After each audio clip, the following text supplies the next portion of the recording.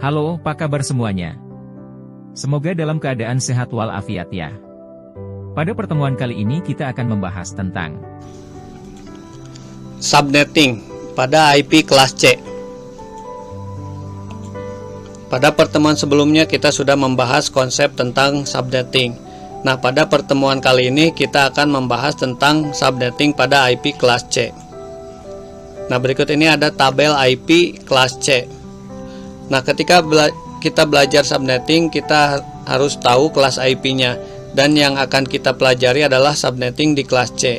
Kenapa IP kelas C? Karena IP kelas C ini akan sangat sering sekali muncul, terutama di penggunaan private network.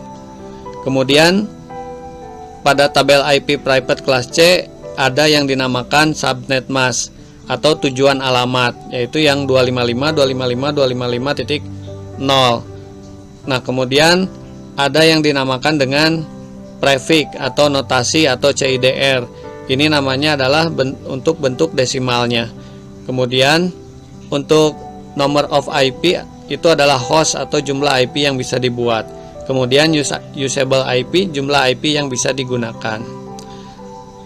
Nah, untuk memahami tabel tersebut cukup mudah. Yang perlu kita ingat hanya 3 angka saja, yaitu angka paling atas /24, kemudian angka paling bawah /32, dan angka tengah-tengahnya yaitu angka /28.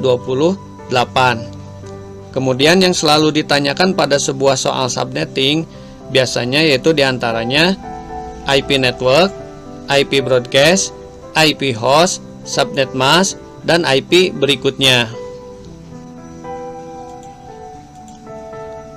Kemudian apa itu IP network?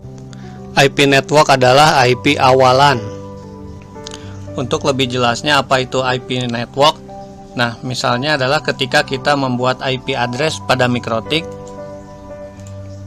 klik tambahkan di sini. Nah, kemudian alamat IP-nya kita coba tuliskan misalnya 172.16.1.1/24. Kemudian kita apply. Nah, di sini muncul IP networknya 172.16.1.0. Jadi ini yang dimaksud dengan IP network tersebut. Kemudian apa itu IP broadcast? IP broadcast adalah IP akhir. Kalau di mikrotik untuk IP broadcast tidak terlihat. Ini hanya perhitungan saja. Kemudian apa itu IP host? Kalau misalnya kita akan membuat DHCP server pada mikrotik, kemudian di sini di next. Nah, kemudian di sini terlihat ada rentan IP-nya yang bisa digunakan.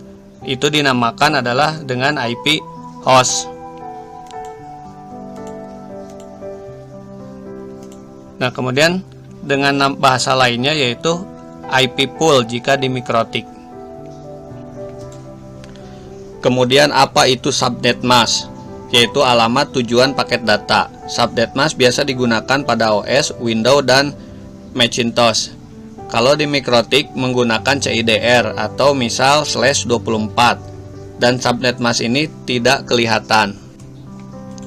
Kemudian apa itu IP berikutnya? Yaitu ya IP network berikutnya. Misalkan pada mikrotik apabila kita mau membuat pool, kemudian ada yang namanya next pool. Nah, itu adalah IP berikutnya.